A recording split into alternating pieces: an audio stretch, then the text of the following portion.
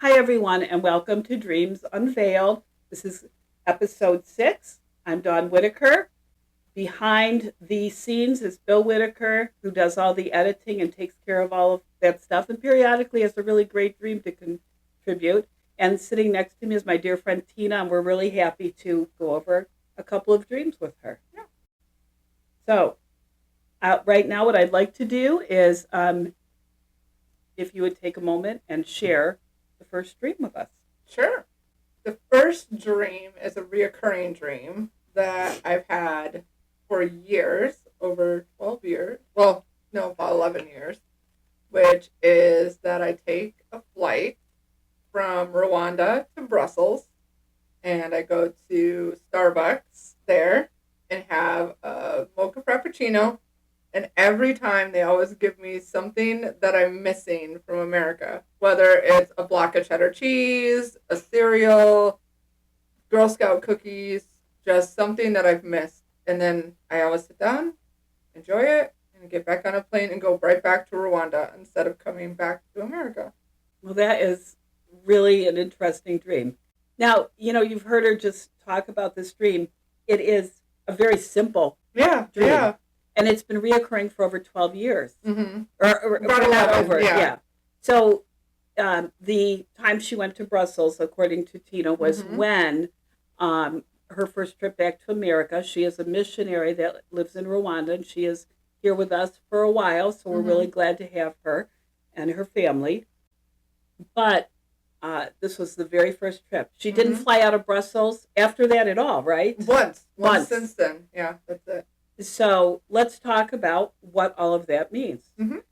So first thing, I'm going to ask you, what is your memory of the Brussels airport? Well, there's definitely the walkway that is really close to where Starbucks is. But the first time when I flew back, it was 1 year after being in Rwanda, and I was, just going to my next gate. And when I saw Starbucks, I got super excited because I hadn't had it in a year, and it just was a piece of home. Like it reminded me of Mhm. home.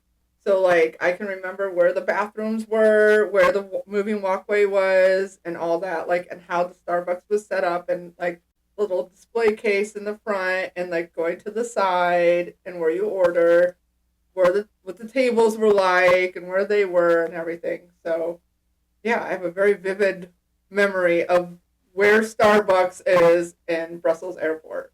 So let me ask you this. Overall, how good's your memory otherwise? Oh gosh, terrible, terrible. So I'm going to take this opportunity to do a little education about dreams. Yeah. We know that dreams are often left over from our daytime life, Yeah. what we're not processing. But new research is actually showing that dreams are an integral part of processing our daytime experiences. Because of two of the primary parts of the brain that are awake are the hippocampus, which is responsible for memory, as well as the amygdala and all the emotional pieces. Dreams actually, according to new research out of the University of California in Irvine, are showing that dreams actually improve and enhance your memory related to Mm-hmm. emotions. Yeah. So there have been studies now that look at memory. And there was another study where they were actually having people do complex mazes and then they would go and take a nap. And even if they didn't remember their dreams, the people that took the naps would come back and do the mazes again. And they were actually much more proficient at it than the people that didn't take the nap. So, we are wonderfully created. And in our dreams, we have this opportunity not only for healing, but Mm-hmm. actually for enhancement Yeah. of things. So that's just a really terrific thing. With that said, let's take a look at your actual dream. But the other thing I wanted to say is reoccurring dreams are typically very important. Mm. That means that's an ongoing issue or an ongoing thing, good or bad. Yeah. Yeah. And if it is bad, if somebody has a reoccurring dream, you can often measure Mm-hmm. if that particular topic in the dream is diminishing, if you're having less of the reoccurring dreams, all of that can be helpful. Yeah. Since you've been here, you haven't had one. Nope. But in Rwanda, I have it like probably about at least once a week, and sometimes like 2 or 3 times a week. But at least once a week, I have that dream. It would be easy to say, as far as what that dream is about, it clearly has something to do with the tie to America, right? Yeah. I think we could say that certainly. And anything I say, Tina, that doesn't resonate with you, then you need to just say you're wrong, or anything, because that's a real important piece of it. Absolutely. So let's start with the food. Mm-hmm. So every time you have the dream, a different random food item, not even anything that would ever show up in an airport, right? But a food item is given to you. Mm-hmm. So let's talk about what could that possibly mean. One of the things that we were discussing is that receiving a random piece of food from America, which is your home, could represent one of my homes. One of your homes, yes. My original home. And we'll talk about that because that's relevant. It may represent you receiving support and nurturing. Yeah. So that could be something. The other thing I think that is important, what does food actually mean in a dream? It could mean that you're hungry, but it doesn't sound like that's what it meant for you. No. I'd be hungry a lot. But food typically represents comfort. It represents nourishment, and that could be more than just physical nourishment, right? Fulfillment, and I think the fulfillment is when we discussed the dream earlier, I think the fulfillment is a really big piece of this. Yeah. So the question then is, is this a dream that you're just missing America while you're in Rwanda? And I feel like I am not sure because, and here's my take. Yeah. And then I want you to expound or move those pieces around. My take is, you definitely had gone through a lot of stuff while you lived in America. And you went over to Rwanda. And I feel like in Rwanda, you were really empowered to be able to handle things that maybe other people couldn't. And you had a much more natural tendency to be able to fit as part of that community than maybe a lot of other missionaries going to any other part of the world. Yeah. So I think, maybe the tie to the dream is not so much how much you miss home, but how empowered home made you to be effective over in Rwanda, and that the Brussels airport represented your first trip back to America after you started living there, and how excited you were, and how much just in that year that you've grown and you've done for people, and all of the connections that you made, and all of these things that maybe were not so significant. Right, yeah. So that's kind of how I see it. So, what do you think about that? Yeah, I absolutely agree. Definitely agree. Because there's a lot, like, when it comes to people who have a lot of trauma, like, you can handle crisis situations a lot differently. And so definitely feel like that was what I've had experienced. Definitely gave me a different edge of being able to work in some really high stress situations there, but also the kind of coming back and being like, look what I've been able to do,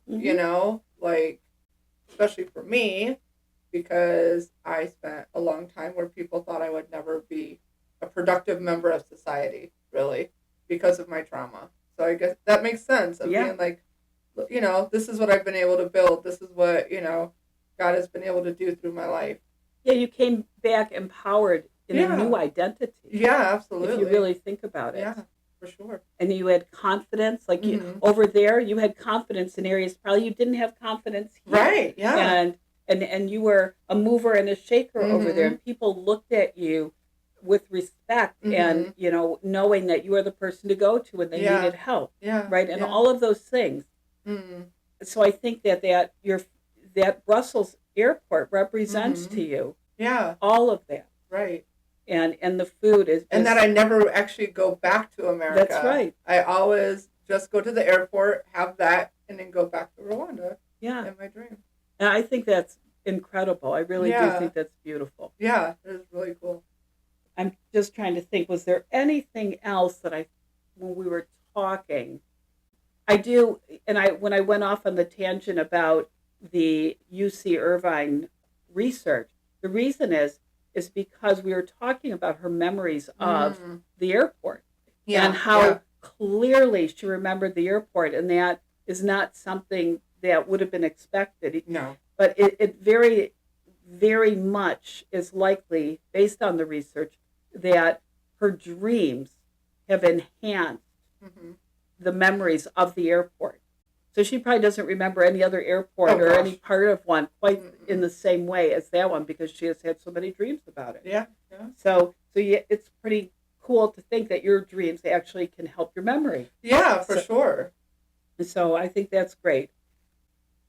All right, so back to Tina's dreams. This is the second dream. And Tina, I really, this one seemed like it was going to be so simple. Yeah. And there was definitely a lot of meat on it. So I'm really excited to delve into this one. So why don't you share the second dream? By the way, Tina could be a regular on the show.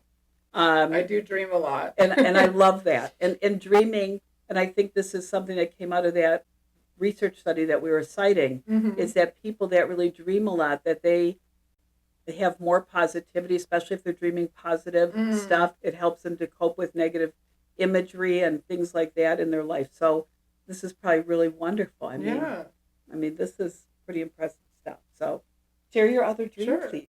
So my second dream was that I was walking down the main street of Oswego, and somebody rolled down their window and threw a dog and a cat at me. And I caught the dog. I know, right? And I caught the dog and the cat. And, I'm a little shook that there was just a dog and a cat thrown at me. And I went from different businesses and stuff, because I don't know America as well as I know Rwanda. So I was asking different places where I could call, where there would be a shelter, how I can help this dog and this cat. And so many times people were like, they threw the dog and the cat at you? Really? Everywhere, nobody believed me that I caught this dog and this cat. And they're like, you would be way more injured, and so would they. And I'm like, we are. It did injure me. And these are very, this is a rescue dog and cat. They're obviously in bad condition and need help. But everyone, instead of giving me an idea of where to go or who to call, was questioning how I came to have this dog and cat that were thrown at me and I caught on the bridge. That it's quite a fascinating dream. Yeah. And when we were originally talking about it, not much came out of it. Right. Until we really delved deeper. So I think the idea, why wasn't it two dogs? Why was it a dog and a cat, was one of the first things that we looked at. And if you look at the qualities of a dog, they're dependent, they're loyal, they're the faithful friends, where cats tend to be viewed. This, by the way, they're finding out this stuff's not so true, but it's still our perception. Yeah. Yes. And everything we dream is already in our brain. So, so cats, intuition, cats, independence.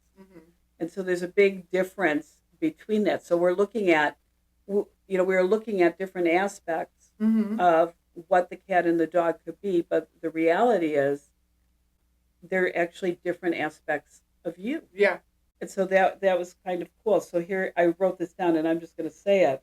Rescuing a dog in a dream is a sign of needing to feel secure. And why not? You just moved back here for a while, right? Or a desire to build stronger connections with others in your life, which is something that you need to do here. Right. And here's the cat part. A cat could represent taking control of your life, which is something that you need to do, trusting your instincts, or feeling empowered to make your own decisions. And so we were looking through this. And some of these things, by the way, are common archetypes. So what I do a lot of times is I'll look up archetypes to see if there's any relevance some of it has nothing to do with that. An archetype is just a kind of a standard image that our brain looks at a particular way. Mm. That was really meaningful. Right. Because all of that was the case. Mm. And then, speaking of the cat that you rescued, we're hearing the noise of the cat trying to get in the studio right now and looking at us and meowing silently. I'd let them in, but that got to be really not a good situation. Oh, gosh, I'm sure. It's kind of crazy. Back to the idea of the cat and the dog, one of the things that we were talking about is why would that be the symbolic nature? Why would all of these businesses, here you are, trying to help these two very needy animals, yep. And everybody is questioning, if it really happened that somebody threw them out of a car window and you caught them. So our conversation then went to, why would anybody be questioning that? I mean, right. First of all, it is a remarkable thing if it was in real life, right? Right. But what in your life could they be questioning that, you're a Rwandan missionary and you have two kids that you have adopted over there, the beautiful kids, and you have taken care of orphans, you have helped the whole community. What is there that people would have questioned in your ability to do all that? Well, we had discussed, I have multiple sclerosis, which I was diagnosed with in Rwanda back in 2014. And I came back here to get treatment because it had progressed. And it's one of the things I feel like with my chronic pain that people, not that they doubt it, but that they doubt it. Because they see what you're doing and they see your productivity and they question, like, you must not be in that much pain, really, because you're able to get X, Y, and Z done, or you are able to get up and down the stairs, but they don't see the aspect of, yeah, but then I couldn't go downstairs the rest of the day because I was in so much pain, So I think it tied in a lot with living in Rwanda with multiple sclerosis and people not understanding like what that entails, or maybe not that they don't believe it, but they don't believe it. Yeah, we were talking about the word incredulous. Yes. I love that word. And so we were talking about it in the idea of, the people in Rwanda knew because they could see you. Yes. The people here were getting reports, right, about what you were doing, and so it was hard for them to fathom. It was incredulous to them that you were able to do all of that.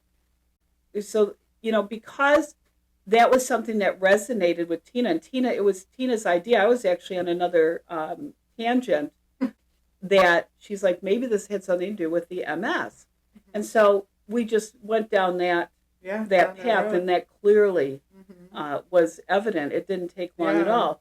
And that's why this relationship is important when we're dealing with dreams. Well, we also discussed, too, the aspect of like that desire for a relationship and connection and being here. Like, I have a lot of amazing people and close friends, but it's a very different relationship. And I don't have that foundation that I have with people that I see on a daily basis in Rwanda. And here it's just kind of trying to rebuild that. And also longing for fellowship, but being unable to go out and do stuff sometimes because of my MS. So like desiring that independence and those relationships, but also kind of being held back by chronic pain and chronic illness. And one of the other things, too, is that the medical care here and there is so differing. Very much. I just realized, too, when we were talking about the people that they had all of this to say about, you would be injured, they would be, the dog and cat would be injured. And so that clearly does look like it's talking about your pain condition. Yeah. And some of the symptoms that you have, because that wouldn't be a typical response. Right. And right. people would be like, "Oh, you caught them," and then they would have moved Right. on to something else. Yeah. But to infer, well, Yes. if you did, you would be in pain, or you Yes. would be damaged, or Yes. they would be damaged. Yes. That really does go to show, Mm-hmm. that people Yeah. are really surprised, Yeah. to see you in know what you have been Right. doing and to Right. see you Right. here. Yeah. So Absolutely. I really do appreciate that. Now, what's interesting about this, why would you have a dream like this? Yeah. I mean, it makes sense, Mm-hmm. but how is that dream helpful to you? Have you given any thought to that inability to reconcile, that people may have trouble reconciling, the superhuman version of Tina that is in Rwanda taking care of people, and the Tina who's pretty laid back and who has a lot of needs, and just the stress of coming back to America really brought onset of significant symptoms. Oh yeah. Yeah. And so even in some of our conversations, I remember you saying to me, really impressing upon me how great your pain is. Yeah. Yeah. And I imagine I'm not the only person that Right. you've have that conversation with.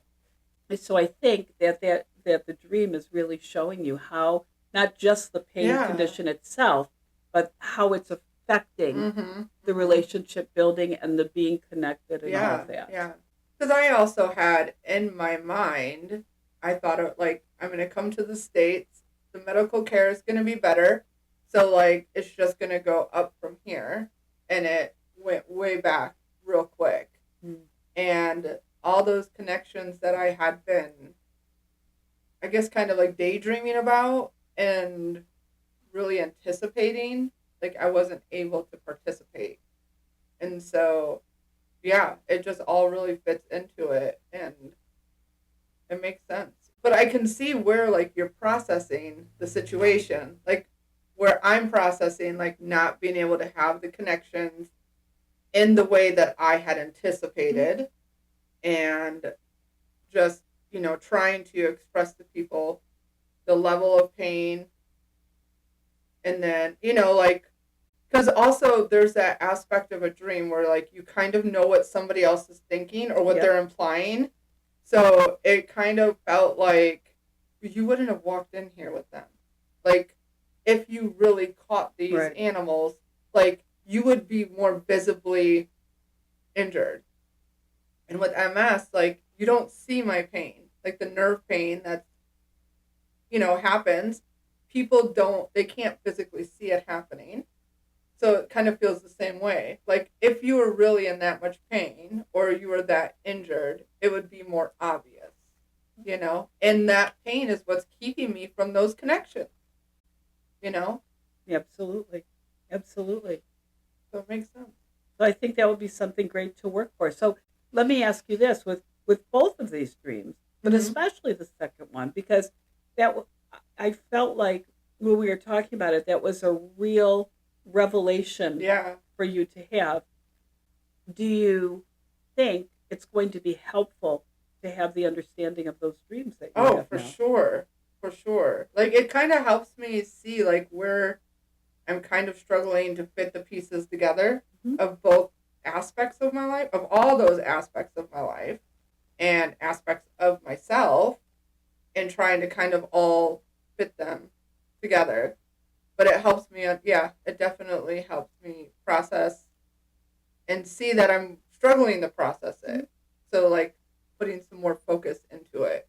And the interesting thing is, I would be hard pressed to believe that anybody Mhm. could live somewhere so starkly contrasted to, Yeah. central New York for 12 years and then come back here and not Yeah. have dreams Mm-hmm. about the transition. For sure. Because yeah. how stressful is that? Even if Yeah. you were perfectly healthy and everything, Mm-hmm. it is very stressful. Absolutely. It's a big move. Oh, so, for sure. It's quite opposite, different worlds. So is it cute, like Doggy and Kitty? Were they? It was a large dog, and it was more. And honestly, like maybe this is the key to it too. But it was more of like a Rwandan mutt Ah. because like there's a very clear. I don't know. Like with dogs there, you can tell a Rwandan mutt dog, and you can tell that like somebody imported it. Like my dachshund, there's a lot of dachshunds, but you can tell it's not like from there. So it was like a Rwandan mutt that was like the normal brownish color. Yeah, just a Rwandan mutt, but it was a larger dog, medium large dog. And the cat was a calico cat. Long hair calico. Tell me about what are cats like in Rwanda? Cats you don't really see as often. They're way more elusive, more independent. Yep. Yeah, like I've honestly like this may have something to do. I don't know, but I am not a cat person because I've been attacked by two cats. Can't imagine. I've been attacked by a cat here in America a long time ago, and in Rwanda. Wasn't a calico cat, so different looking cat. But I've been attacked twice by cats, and I keep saying that being here this time has like redeemed cats for me, because I've had so many cats like come to get attention or get pet or engage with me that I've never had before. Like when there's cats around, my mentality is you keep in your spot and I'll stay in my spot and we'll mutually respect each other in our distance. But that hasn't happened on this trip. So I've had a lot of cats that just get in my space and I've been okay with it. But I feel like cats have been redeemed. That's awesome. And I love the idea, you know, what is some of the qualities when we were talking about the symbolism of the cats is that it's a demonstration of you being empowered. Yeah. Being able to make decisions, Mm-hmm. right? Mm-hmm. I mean, it really makes sense. Yeah. Well, both the dog and the cat made perfect sense. Yeah, it did. As far as the imagery goes, the dog and being a Rwandan mutt, as you describe it, is because up until recently, that is how you knew dog. Yeah, yeah. And so that would, you know, kind of make sense because your brain's going to draw on your memories and what you have. And in fact, I said this on a different occasion, but you know how when we dream about strangers, they're not strangers. They're faces we've seen. Yeah, your brain can't make a face that it's never seen. That's right. I've heard that. It's pretty cool. Yeah. So your brain is drawing on your most recent representation of right. God. She's going to go back now, though, and it's going to be all golden doodles. Just saying. I know. I've gotten too close to golden doodles. Well, listen, Tina, I hope that this experience helped you, and I hope for anyone watching that it has helped you and given you thought. I would like to say that it was an absolute pleasure. It's always a pleasure hanging out with you, and I'm very grateful. I hope everyone has a good day, and most importantly, these air at 11 a.m. on Wednesdays. Please like and subscribe. Please let me know through email. Go to my website, www.daunw.com, and let me know if you would be interested in sharing a dream. We could do it by Zoom. We could do it anonymous, but I can't do it without you. If you have a dream and you feel like it would be a great dream to be interpreted, there is a fillable PDF form on my website. You can download and email to me, or you can just send me an email. It's very helpful to know. Bill, what is that noise? Cat. Trying to get out of the bathroom. Oh my gosh, you gotta be kidding me. I know, I was like, this is a home studio situation here. The cat heard about the dream and it's like, you know, if we may just keep this in the video for laughter. I know. I'm telling you should do a blooper reel. That would be awesome. We could let the cat in here. We just can't let the cat and the dog in here. When there was trouble, it was when both were in here. Our animals really love us. They do. So they do. I think that's really See, they're redeeming it for me. The cat's really trying to get to me. But anyway, please consider submitting dreams. And the email address is dreams@daunw.com, Daun with a U. It'll be somewhere on the video. Please like and subscribe. We would like to get this out to people. Dreams really can help and heal, and we can learn a lot about ourselves through them. Thanks. learning what you're trying to process. Yeah. So you should subscribe. Yes, please. Have a great day.